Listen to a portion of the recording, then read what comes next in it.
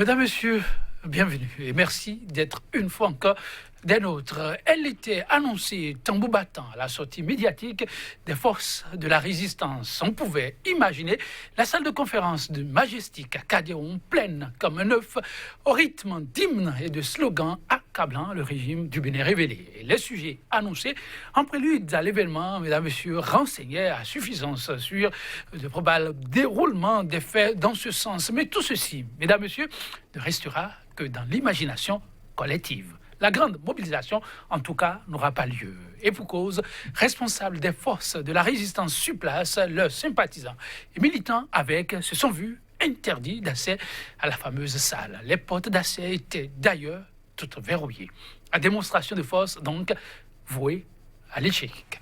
Grande mobilisation manquée au Bénin des forces de la résistance, manœuvre de déstabilisation ou l'opposition en mode victimisation. Dans un instant, la parole à l'un des résistants pour nous aider à appréhender ce qui s'est réellement joué ce 10 décembre sur ce plateau. Déjà, en notre compagnie, Nourini Achadé, membre de la résistance. Nourini Achadé, bonjour. Bonjour, monsieur Joël. Et merci de répondre à cette invitation. C'est moi.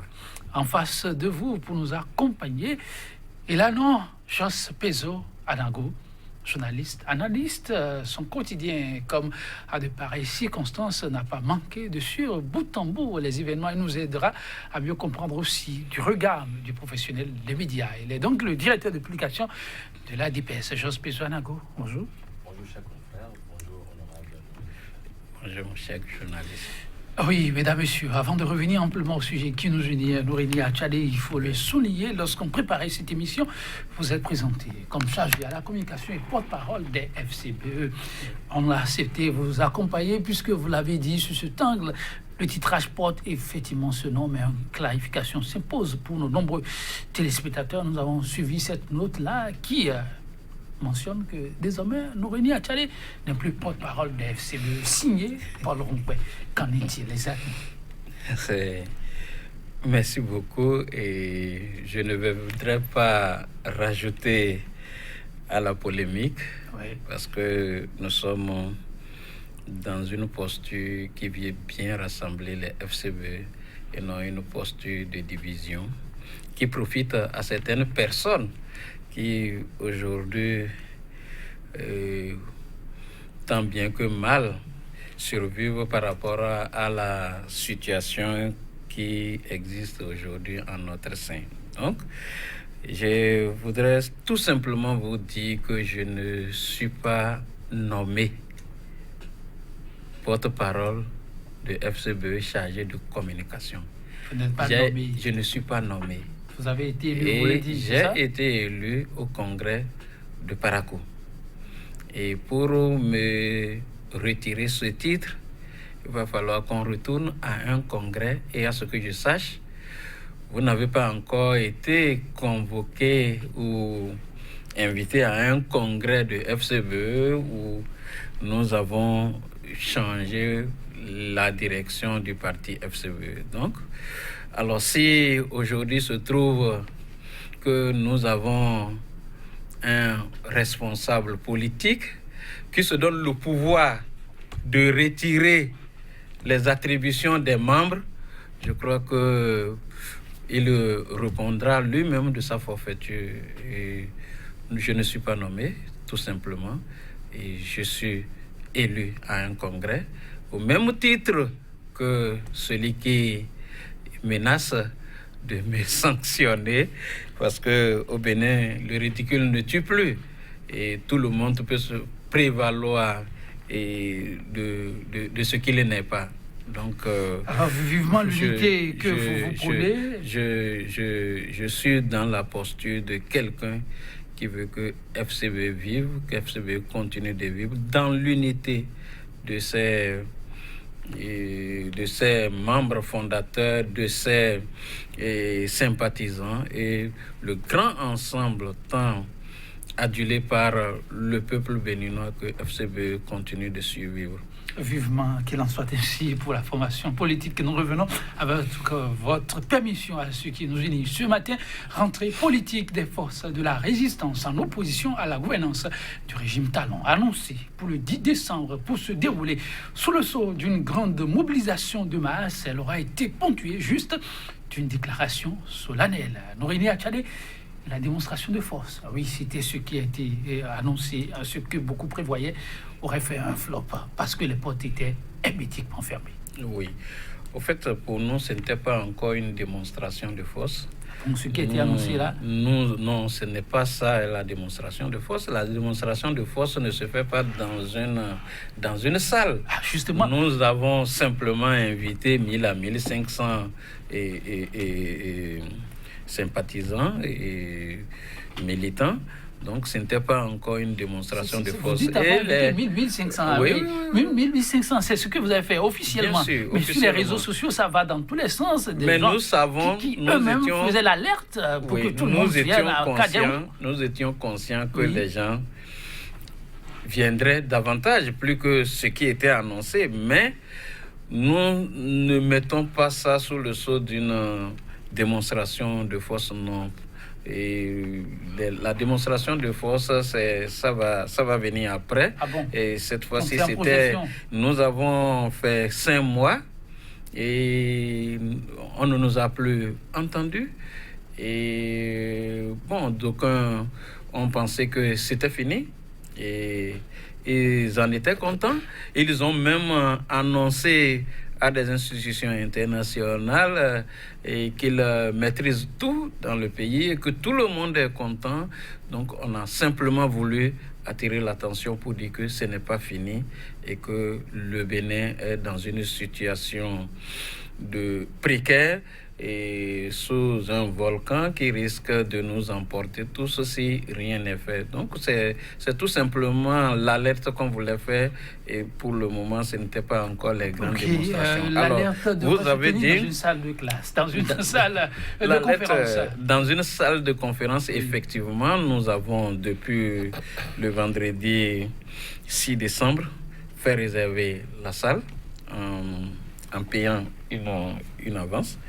Et donc, nous étions convenus avec le propriétaire, le promoteur, que nous occupons sa salle le mardi à partir de 15h. Alors, et dans la matinée, nous avons commencé par prendre les dispositions. Nous avons envoyé une équipe de sonorisation et le monsieur était à pied d'œuvre quand subitement, et aux environs de midi, 3 heures avant l'événement, et on lui a demandé de surseoir ce qu'il est en train de faire et que la salle ne serait plus disponible. Alors lui, il tentait, nous on était en réunion, toujours dans les préparatifs de l'événement, quand celui par qui nous avons pris la salle, un avocat, et nous a appelé pour nous dire que le promoteur vient de l'appeler, qu'il se trouverait et que la salle est indisponible. C'était le mot, la salle est indisponible. Indisponible, okay. Que la salle est indisponible à 3 heures de l'événement. Donc voilà, et nous avons tenté de lui demander de ne pas faire ça et de nous accorder la salle pour qu'on fasse l'événement, parce que à 3 heures, on ne pouvait plus détourner l'événement à un autre lieu. Si bien même on a d'autres lieux qu'on pouvait utiliser, mais à 3 heures, par quel canal pourrions-nous appeler les militants pour qu'on les oriente vers un autre lieu? Bon, il n'a pas voulu céder. Nous avons compris que il y a quelque chose derrière. Et vous avez cherché à comprendre ce quelque chose-là? Nous avons cherché à comprendre, mais on nous a dit toujours que c'est une pression de haut niveau et que... Pression de haut niveau? Oui, qu'il ne pouvait... pression de haut niveau? Ça, je ne peux pas décoder ça davantage. Vous êtes journaliste et vous pouvez comprendre qui peut faire cette pression-là pour que le monsieur, un opérateur économique, un privé, et qui cherche de l'argent, et qui, ma foi, loue un local de 15h à 21h, ce que j'ai vu dans le document, à environ 1,5 million, qu'il refuse de prendre l'argent et qu'en catastrophe, il ferme ses portes. Vous pouvez imaginer d'où vient la pression pour que ça arrive à un opérateur économique de renoncer à l'argent. Nous avons cherché à joindre l'opérateur économique. C'est vrai, pour l'instant, on n'a pas encore pu l'écouter lui-même. Pour les informations qui nous sont parvenues, il paraît qu'en principe, vous ne devrez pas payer l'avance, mais plutôt la totalité, et que le handicap venait plutôt de là. Non, les gens vont chercher. Et je ne suis pas sûr que ce soit le promoteur qui vous a dit ça. Non. Pour preuve, vous avez dit, vous auriez, on aurait dit, oui. Les gens chercheront à justifier ce qui s'est passé. Et donc, moi, j'ai lu. Vous n'avez pas été dans l'incapacité de paiement. S'il vous plaît, j'ai lu en même temps après qu'on nous a interdit, j'ai lu les gens dire qu'ils n'ont pas payé. Non, ils n'ont pas trouvé les moyens pour payer, ils viennent se victimiser. Alors, quand nous avons, je ne sais pas, le reçu d'avance est allé sur les réseaux sociaux, on dit maintenant, il fallait payer la totalité. Non, le promoteur ne nous a pas demandé l'argent. S'il nous a demandé l'argent et qu'on n'a pas pu payer, on va dire c'est parce qu'ils sont dans l'incapacité de payer. Ce n'est pas notre première fois de louer avec lui. Il nous connaît, on le connaît. Ce n'est pas notre première fois. Et si il s'avérait que c'est parce qu'on n'a pas payé, il aurait pu nous dire, si vous ne payez pas, vous ne rentrez pas. Soldez le reste pour que je vous laisse. Mais ça n'a pas été le cas. Pourquoi se justifier par rapport à ce qu'on n'a pas payé le reste? Non. Donc la pression d'en haut aurait plutôt joué en votre défaveur. Là, je suis plus sûr. Joseph Peseau, vous étiez sur le terrain, vous avez vécu les faits. Beaucoup pressentaient que ça pouvait ne pas se passer si facilement. Quels sont les éléments que vous avez pu recueillir en vivant les faits? Pardon? Merci, chers confrères. Est-ce que vous me permettrez de faire une corrélation avec un fait que nous tentons d'oublier? Moi, dans mon job, je suis obligé de comparer, de croiser des faits. Je ne parle que sur du comptant. Tout à fait. Alors, qui nous souviennent qu'il y a quelques mois en arrière, un parti politique en gestation devrait tenir son congrès constitutif au stade de l'Amitié. Tout a été déjà prévu. Paiement a été fait. C'est-à-dire, ce sont pratiquement deux choses qui se ressemblent. Ce n'était pas la FCBE, non, pas du tout. C'était un autre parti politique qui devrait donc, à quelques heures, je dirais, à quelques encablures de ce congrès constitutif de parti politique de l'opposition. Je voudrais bien mentionner ce détail. C'est le stade de l'Amitié. Et puis, à la dernière minute, on annonce aux organisateurs que vous ne pouvez plus, cher monsieur, tenir vos assises dans l'enceinte du stade de l'Amitié parce qu'il y a une mission chinoise qui est tombée de nulle part et qui se met au travail, qui est à l'ouvrage. Jusqu'à la date d'aujourd'hui, je voudrais bien qu'on me montre cette mission chinoise, puisque le stade de l'Amitié est toujours ouvert. Cette rencontre n'a pas pu se tenir. Les organisateurs ont dû rapidement trouver autre solution pour reporter leur activité en un autre lieu du pays. C'est vous dire que ces deux faits se ressemblent, même si ce n'est pas dans les mêmes conditions. Ce qui me fait dire, moi, analyste, que cela s'explique. Quelques jours après ce congrès qui a été avorté au stade de l'Amitié, il y a eu des activités politiques d'autres partis proches de la mouvance qui se sont tenus au stade de l'Amitié, bien que la mission chinoise n'y soit jamais passée. Donc c'est vous dire que nous avions observé, j'étais pour répondre à votre préoccupation, chers confrères, j'étais sur les lieux, j'ai observé ce que c'est, ça m'a rappelé tout de suite cet épisode-là. C'est malheureux parce que hier 10 10 décembre, nous, on s'attendait simplement à ce qu'il y ait une expression réelle de notre démocratie. Je me dis, chaque jour que Dieu fait, je me dis que les autorités actuelles devraient saisir toute opportunité pour permettre à l'opinion nationale et internationale de se dédire, de se dire, mais tiens, le Bénin renaît de ses cendres. Parce que nous étions habitués à organiser des rencontres, à déambuler dans les rues, dans les règles de l'art, à dire ce que nous pensons. Ça a été toujours le cas au Bénin.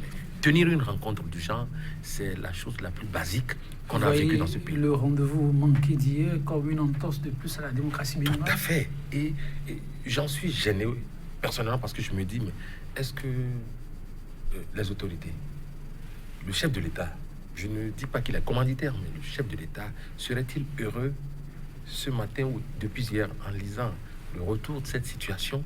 Parce que ce n'est pas bien. Lui qui ne rate aucune occasion pour rappeler ce qu'il aurait vécu, c'est-à-dire les contraintes qui auraient été les siennes dans un passé récent, peut-il encore aujourd'hui permettre à ce que cela puisse se faire sous son pouvoir?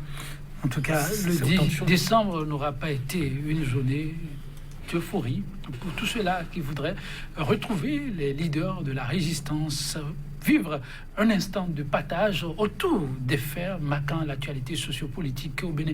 Nouréni Achadé, mais avec un peu de recul, est-ce que, en toute franchise, vous n'auriez pas vous-même créé sciemment, orchestré tout ceci dans un contexte où c'était pas évident? Votre vis-à-vis a rappelé un fait, mais après ce fait, il y a eu d'autres faits avec la résistance où des rendez-vous n'ont pas pu se tenir. Il y avait eu des pressions. Quand on vient de si loin, on veut tenir une rencontre comme celle-là et on y tient. Est-ce qu'on a besoin de faire tout ce bruit-là? Des messages sur les réseaux sociaux, appels par-ci, par-là, à la mobilisation. N'auriez-vous pas organisé tout ceci exprès pour que le pouvoir, peut-être, je ne tombe jamais, fasse une petite erreur de plus? C'est au pouvoir de ne pas faire d'erreur. Vous avez dit pour que le pouvoir fasse d'erreur. Nous sommes de l'opposition. Et vous avez vu, on aurait pu laisser passer qu'on serait simplement en train de parler de l'événement. Il y a eu hier 2 événements. Par la force des choses. 2 événements par la force des choses. Par la force des choses. Et il y a l'interdiction qui est un événement dont on est en train de commenter tout à l'heure, mais il y a aussi la déclaration de l'opposition qui en est un autre. Donc, le fait d'interdire, comme Anango vient de le dire, permet à l'opinion nationale et internationale de savoir ce que continue d'être le gouvernement du président Patrice Talon. Je ne dis pas. Le politique que vous êtes, est-ce qu'on ne va pas aussi vite en besogne? On n'a pas de preuves. L'autre qui dit, pression de haut niveau. Oui. Il n'y a pas de preuves. Non. Au fait, dans notre pays, on nous a habitués à ne pas avoir les preuves. Dans les conditions actuelles, dans un pays de démocratie, le pouvoir aurait tout fait pour faire la lumière sur ce qui s'est passé hier, parce qu'il s'agit de l'opposition. Le pouvoir doit tout faire. Vous accompagner autrement? Non, pas autrement. Étant entendu que l'interdiction est intervenue, le pouvoir doit tout faire pour savoir qui a interdit à l'opposition de faire la manifestation. Si on était dans une démocratie sérieuse, si on était dans un pays sérieux, si on était également dans un pays sérieux, nous, en tant qu'organisateurs, on devait rester en justice le promoteur qui nous a mis dans cette situation. Il ne peut pas prendre notre argent et à la dernière minute nous dire vous n'avez plus. Alors, mais nous disons que si... ce qui nous empêche, c'est que nous sommes aujourd'hui dans un pays où la justice n'a plus ses valeurs. Dans un pays où, lorsque vous allez à la justice, mais vous savez déjà le sort qui est... Lorsque vous allez à la justice et que c'est un dossier politique, mais le couloir des magistrats qui sont déjà formatés pour ces dossiers-là est là et on envoie le dossier dans ce couloir-là et vous avez toutes les chances de perdre. Nous sommes, par exemple, si je prends le dossier FCBE, c'est un dossier facile où les tests de FCBE existent. Mais beaucoup nous conseillent pour dire allez doucement. Mais si vous amenez ce dossier à la justice, c'est que vous avez tué FCBE. Ah bon? Ah oui, beaucoup le disent. Et nous avons vu le cas de la RB. Le PSD, qui a gagné en deuxième instance. Mais on en est où? Le ministre de l'Intérieur. Oui, donc c'est pour vous dire que le pays est devenu ce qu'il est devenu. Monsieur le journaliste a rappelé tout à l'heure les faits, qui sont réels, qui sont vécus. Mais les formations, les formations politiques du chef de l'État, tous les jours que Dieu fait, organisent des manifestations. Mais personne ne les bloque. Personne ne les interdit de faire. Après, mais à quoi... Après ce moment de léthargie à votre niveau, ce qui est annoncé comme rentrée politique a connu ce sort, est-ce qu'il ne faut pas considérer que c'est juste un couac et lancer une nouvelle expérience, une nouvelle rencontre et voir ce que ça va donner avant de tirer ses conclusions? Non, mais nous tirons la conclusion à cette étape, mais cela ne nous empêche pas de continuer. Nous avons dit que c'est un début, que nous continuons. Et là, vous êtes en plein dans votre déclaration. On revient à la déclaration très rapidement. Voilà. Votre vis-à-vis a cité de fait pour lui un événement en deux. Mais là-dessus, pour lui, l'exécutif a un grand rôle à jouer. Si on vit un événement comme celui-là, à un moment où l'exécutif a toute une carte à jouer, celle surtout d'impartialité. Chaspezo Anango, le politique joue-t-il franc jeu ou, dans les faits, ceci s'impose dans le contexte actuel? L'exécutif qui doit pouvoir s'expliquer, baliser le terrain pour l'opposition, alors qu'on est sur un terrain politique où l'exécutif aussi a une carte à jouer.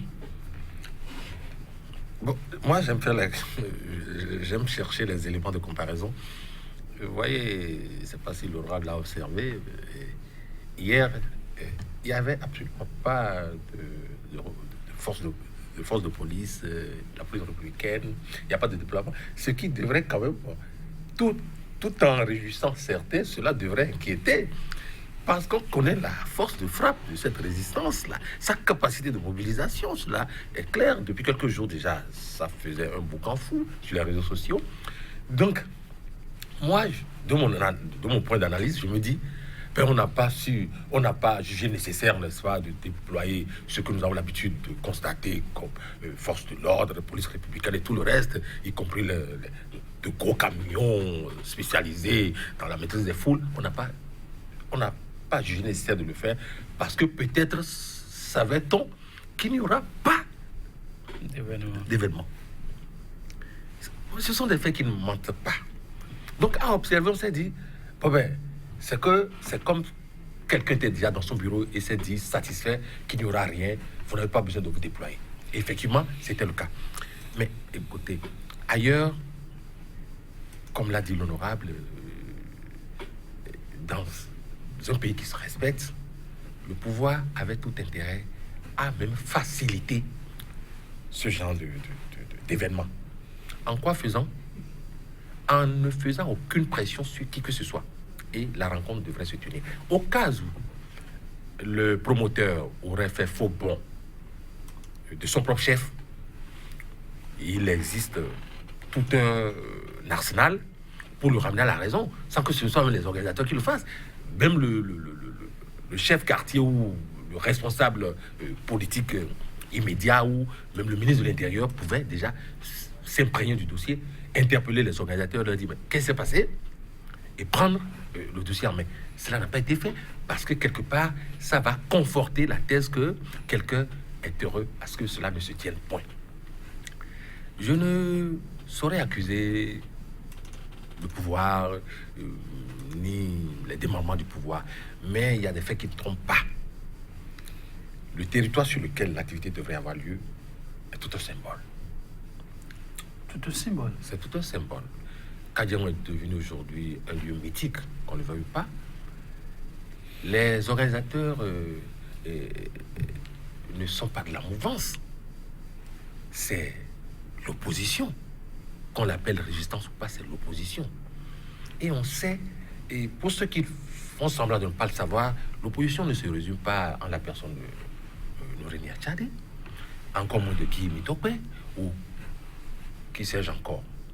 L'opposition, c'est en fait toute cette vague de personnes, c'est-à-dire cette majorité silencieuse. C'est leur gouvernail, c'est ma lecture.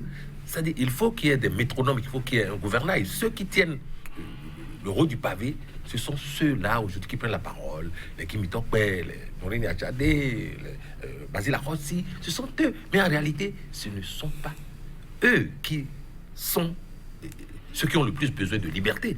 C'est toute cette majorité silencieuse derrière. Et on sait, quand elle se réveille, ça fait mal. Il faut l'empêcher à tous les coups de se manifester. Et c'est ce qui s'est produit hier. Et c'est ma lecture, et ça m'engage. La grande mobilisation, comme le disent beaucoup, n'a pu se tenir, mais oui, la déclaration et le solennel a pu se faire. Une déclaration qu'on pourrait présenter en 7 grandes charpentes. Mais l'essentiel, pourrait-on dire, il s'agissait du Bénin. Le Bénin, à travers le porte-parole, peut-on dire, de la résistance porte-parole occasionnelle, Basile Arossi, en substance, disait, le Bénin aujourd'hui n'est plus seulement en crise de démocratie, mais aussi de façon ostensible et ostentatoire, confiné au désespoir, à l'impasse et au chaos. Lorsque l'on appelle de tout vœu à la stabilité et qu'on se retrouve à faire de ces genres de déclarations, oui, Norini Achade, qu'est-ce que la résistance veut pour le Bénin? La stabilité ne veut pas dire qu'on se taise sur les dérives du pouvoir.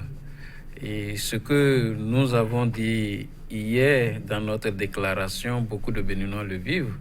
Et je pense que j'ai lu ce matin les réseaux sociaux, j'ai lu les commentaires et les gens se sont retrouvés parfaitement à travers ce que nous avons dit. Et quand vous prenez aujourd'hui les lois qui se votent à l'Assemblée, vous comprenez aisément que ce sont les lois personnelles. C'est ce que nous avons dénoncé. Les lois personnelles à talons. Si je prends la révision de la Constitution, le premier rejet en 2017, le premier rejet de la Constitution et la première intervention du chef de l'État sur une chaîne internationale, il a dit qu'il reviendra dès que ce serait possible. Et pour que ça soit possible, on a assassiné froidement des Béninois. On a tué des Béninois. On a mis des Béninois en prison. On a empêché l'opposition d'aller aux élections. Il fallait avoir le 100% de députés à l'Assemblée nationale pour que le vœu du chef de l'État de réviser la Constitution soit possible. Vous voyez là où l'orgueil personnel de quelqu'un peut nous amener. Assassiner certaines personnes, assassiner des Béninois, écarter la population de l'élection et imposer des députés à l'Assemblée nationale. Et ces députés, dans cette forfaiture, continuent de voter des lois d'exclusion. Aujourd'hui, seul le chef de l'État a 83 députés, 100%. Et on fait une loi électorale. Et on dit que pour être candidat aux élections présidentielles, il faut être parrainé par député et ou maire. Mais aujourd'hui, il a le 100% de députés, lui. Ça veut dire que lui seul, pour le moment, peut aller aux élections. Donc, on exclut de nouveau les gens. Ça veut dire que ce sont des lois personnelles qui se votent à l'Assemblée aujourd'hui. Donc, dénoncer ça ne veut pas dire qu'on est contre la stabilité. Nous sommes pour la stabilité, mais la stabilité ne peut pas se faire au détriment des autres. Mais lorsque je prends la situation aujourd'hui, la crédibilité de notre pays, Monsieur Joël, la crédibilité de notre pays sur le plan national et international, lorsque nous apprenons qu'un conteneur de drogue serait arraisonné en Uruguay et ce conteneur serait manifesté pour le Bénin. Et qu'on cite le nom du Bénin, Bénin avec plus de 3 tonnes de cocaïne, quelle devait être la responsabilité d'un gouvernement sérieux? C'est de clarifier la situation avec diligence, de clarifier et que la criette s'auto-saisisse. Comment elle l'a bien fait dans le dossier, s'il vous plaît. Clarification, demander que tout le monde se calme et que le gouvernement puisse on se calmera dès qu'on sentira que le gouvernement est en train de faire quelque chose pour que ce dossier soit clarifié. Donc, pourquoi, dans le dossier de 18 kg de cocaïne, on a fait autant de diligence pour envoyer quelqu'un à 20 ans de prison? Pourquoi on a les petits gens qui ont on dit 1 gramme de kilogramme, ceci, on a dit qu'on a assaini ça, qu'au Bénin on n'entend plus parler de ça parce qu'il a la criette. Pourquoi ces gens-là sont punis de façon sévère? Je suis d'accord qu'on le fasse, mais pourquoi quand il s'agit de 3 tonnes et quelques, on ne ferait pas la même diligence? Si l'Uruguay est en train de salir l'image de notre pays, qu'on sente que le gouvernement du Bénin a saisi les institutions internationales pour faire laver l'image du Bénin. Je suis béninois. Je ne peux pas accepter qu'on dise que mon pays est la plaque tournante de la drogue. Je crois que ce n'est pas bien pour moi. Donc je dois souhaiter, et c'est ce que nous avons dit dans notre déclaration, que le gouvernement du président Patrice Talon clarifie cette situation, que de se mettre à arrêter les jeunes qui parlent sur les réseaux sociaux. Et cela n'arrange pas les faits. Dans ce même pays, ces mêmes jeunes-là ont traité Adjavon de tous les noms. Mais il y a 2 citoyens au Bénin, il y a des citoyens à part et d'autres qui sont à part. Ils ont traité le président Sébastien Adjavon de tous les noms d'oiseaux. De ce qu'on ne peut même pas dire d'un homme du niveau de Sébastien Adjavon. Il est dealer, il est ceci. En ce moment-là, ils étaient où? Et pourquoi n'a-t-on pas fait la même chose? Pourquoi n'a-t-on pas arrêté les gens en ce moment-là pour ces déclarations? Non, c'est pas bien. Ce qui se passe dans notre pays n'est pas bien, c'est révoltant. Et quand on accumule, on continue d'accumuler de ces dérives, je crois que ça va arriver un moment où on ne pourra pas supporter. Même ceux-là qui sont de la mouvance savent qu'il y a dérive et qu'il faut arrêter. Je prends un autre cas. Un kidam qui serait parti avec 4 milliards. Qu'est-ce que Liadi a fait de plus grave? Qu'est-ce que Komikuti a fait de plus grave? Des mandats d'arrêt à gauche, des mandats d'arrêt à droite. Liadi, mandat d'arrêt. Pour son épouse, mandat d'arrêt. Qu'est-ce qu'elle a fait de plus grave? Pourquoi, pour certains, automatiquement, on délivre mandat d'arrêt? Pourquoi on ne fait pas la même diligence pour clarifier le dossier des 4 milliards? On ne dit pas que ce n'est pas 4 millions, mon cher ami. 4 milliards. Là, je suis profondément touché parce que on m'a saigné à blanc pour payer les impôts dont je ne suis même pas responsable pour avoir mon quitus fiscal. Et qu'un individu se mette à arracher cet argent-là pour aller ailleurs, puisque l'argent n'a pas de couleur. On ne peut pas dire que ce n'est pas mes impôts qu'il a ramassés, même si c'est pour le pays. Et qu'il aille ailleurs se mettre à l'abri. Et que personne aujourd'hui ne cherche à savoir où il est. Je crois que ce n'est pas, c'est pas bien. Question de la modification de la loi fondamentale, question de dossiers brûlants de la République dont des affaires que vous venez de suivre, question d'argent évaporé dans la nature. L'opposition, est-ce qu'on peut dire que c'est vraiment dans une mission républicaine qu'elle est, où elle surfe sur des faits pour se faire aussi une certaine vigilité? Chers confrères, l'honorable vient de citer un certain nombre de faits qui ne vous sont pas étrangers. Des faits qui ont été souvent relayés par certains médias qui en ont encore le souffle, parce que là, il faut pouvoir avoir le souffle pour le faire sous les cieux qui sont les nôtres en ce moment. On les apprécie graduellement. L'opposition aujourd'hui demande encore à ce qu'on travaille à dissoudre l'Assemblée nationale. Le temps presse. Est-ce que c'est l'option qu'il faut aujourd'hui? Non, mais écoutez, que les choses soient claires. Au départ, l'opposition a posé un certain nombre de conditions. Avant même les élections exclusives, l'opposition dans son ensemble avait exprimé un certain nombre de préoccupations. Et rien n'a été satisfait, les élections ont eu lieu. On a vu le résultat, ou les résultats si on veut.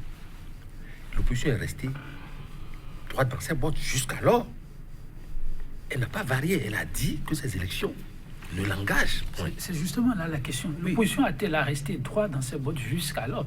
Alors que, oui, mais à partir de ce qui a été fait, il y a d'autres attentes qui ont été posées. Et dissoudre l'Assemblée voudrait amener à remettre en cause une série de décisions et dates qui ont déjà été posées. Bon, mais alors là, c'est vous qui posez la question, certes, mais je suis tenté de me demander, de m'interroger sur le fait que lorsque des actes de non-droit qui sortent de la logique ou du bon sens se posent dans une république, doit-on se fermer les yeux là-dessus et que tout rentre dans l'ordre?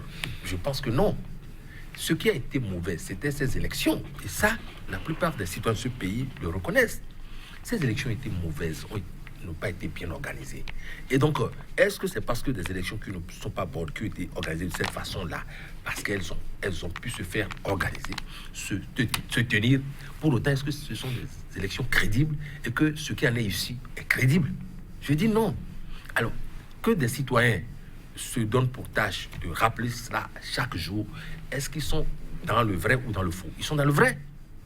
Est-ce que c'est parce que des députés 83 sont issus d'élections exclusives que déjà cela s'impose à tous? Je dis non aussi.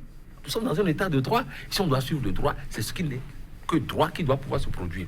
Et donc, moi, l'opposition est dans son rôle et je ne vois pas pourquoi l'opposition... Alors là où on en est, la question de la dissolution de l'Assemblée, pour vous, elle s'impose toujours? L'opposition est dans son rôle. L'opposition dans son rôle. Oui. La question de l'affaire combien fumant de 3 tonnes de cocaïne, l'opposition est revenue là-dessus. Pour elle, il manque suffisamment d'informations. Le gouvernement n'a pas joué à fond sa partition. Pensez-vous que sur une question comme celle-là, on aurait pu voir le gouvernement beaucoup plus actif? Tout à fait.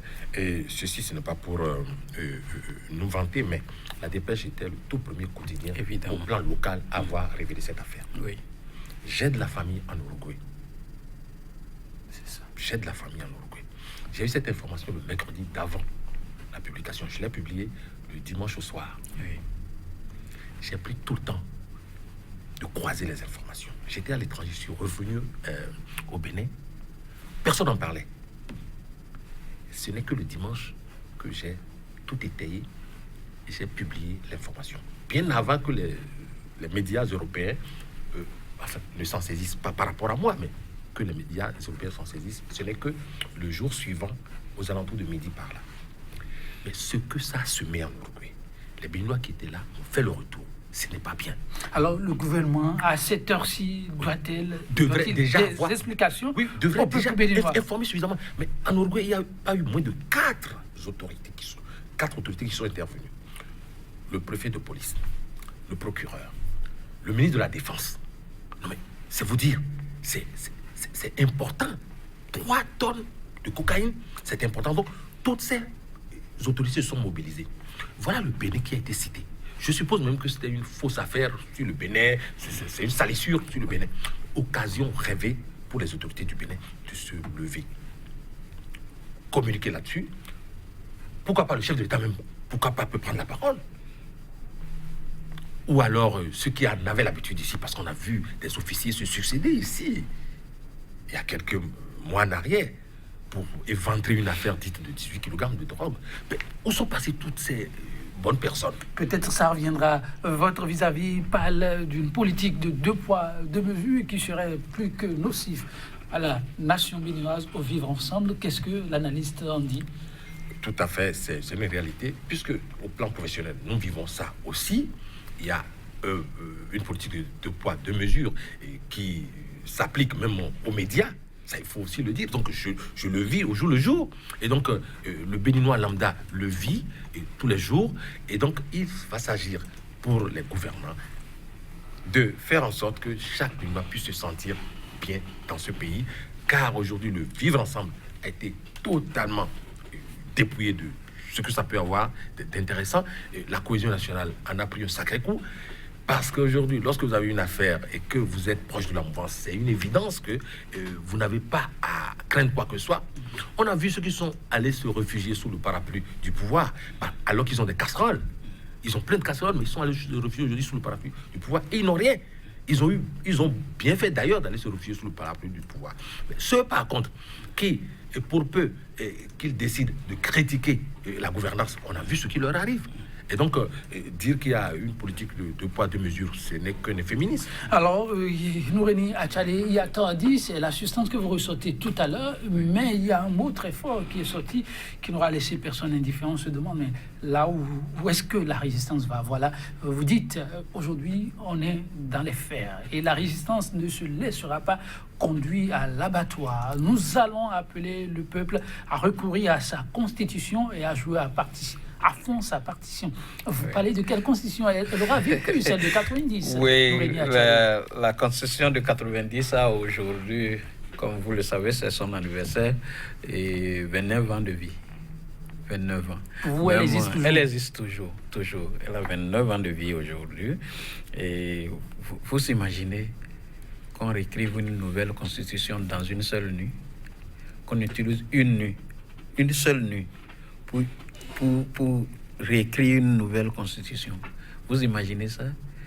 Et vous posez la question de savoir si, je reviens là-dessus, est-ce que l'opposition doit continuer de demander à dissoudre l'Assemblée nationale? Dans notre système juridique, l'Assemblée nationale et l'exécutif sont les institutions majeures. Je ne néglige pas les autres institutions, mais c'est l'exécutif et l'Assemblée nationale qui désignent les membres des autres institutions. Et lorsque l'exécutif, c'est une personne, c'est lui qui contrôle tout. Et lorsque c'est cette même personne de l'exécutif qui contrôle tout, qui nomme tout le monde à l'Assemblée nationale, ça veut dire que les institutions aussi sont, du coup, nommées. Ça veut dire quoi? Ça veut dire que il n'y a plus de contrôle de l'action du gouvernement. Il n'y a plus d'institutions de contre-pouvoir dans notre pays. Même aujourd'hui, je raconte ça à qui veut m'entendre. Il y a un vieux, la dernière fois qu'il m'a parlé, il disait, avant, si un président n'écoute pas la population, les gens disent, patientez, les élections arrivent, on va le corriger. Mais que dans le cadre de ce gouvernement que nous avons, que vous votez, que vous ne votez pas, il est élu. Et que qu'est-ce qu'il faut faire? Je dis, c'est à vous de prendre la décision avec nous. Vous imaginez ce que ça fait dans la tête de ce monsieur. C'est pourquoi, quand monsieur le journaliste Anago disait tout à l'heure que l'opposition, ce n'est pas Nouréni, ce n'est pas Guy Mitoka, ce n'est pas l'honorable Baossi, ce n'est pas ainsi de suite. Non. L'opposition à Patrice Talon, c'est le peuple béninois. C'est le peuple dans son ensemble. C'est d'ailleurs pourquoi lui-même, il sait que le peuple opposé à lui, et il a empêché le peuple d'aller faire son choix. Donc, ce que nous avons dit, c'est que trop c'est trop. On a pensé qu'à un moment donné, le président Patrice Talon, comme l'a dit déjà monsieur le journaliste, va envoyer des signaux de démocrates et qu'il va se dire qu'il faut arrêter la dérive, mais il a continué de plus belle. Il a trompé les gens en disant qu'il veut faire le dialogue, et dans les coulisses, on a dit non, que le président, il a dit il veut faire l'apaisement, il est d'accord pour l'apaisement, on ne va pas faire ceci, on va organiser les élections générales en 2020 ou en 2021 tout au plus, on va organiser les élections. Ils ont conduit les gens à l'abattoir, et je me rappelle les mots de ceux-là qui disaient que nous avons les mains liées. Oui, Nouréni Achale, vous avez fait cette sortie et vous annonciez les couleurs pour d'autres sorties. La résistance vit toujours, dites-vous. À quoi pourrait-on s'attendre dans les tout prochains jours? Et ensuite, vous concluez. Oui, je suis un membre de la Votre résistance. conclusion alors? Bon, je ne sais pas. Nous n'avons pas encore pris les décisions pour dire voilà ce qu'on fait exactement, mais vous aurez les jours à venir et en tout cas ce que nous aurons à faire, on va l'annoncer les jours à venir. Non, ma conclusion c'est de constater avec les Béninois que le président Patrice Talon ne veut pas changer et il veut exclure toute voix qui est contre sa gouvernance de la gestion du pays et des élections et que nous ne pouvons pas permettre que cela se passe. Merci beaucoup. En 15 secondes, vous. Oui, merci, cher confrère. Moi, je voudrais souhaiter que cela change vraiment. Merci beaucoup, que cela change. On l'a entendu, 100% béné, ce sera tout en fausse campagne. Sur cette citation du romancier poète français Robert Sabatier, aller de désespoir en désespoir ne se conçoit pas sans quelques relais de l'espérance. Prenez soin de vous et à très bientôt.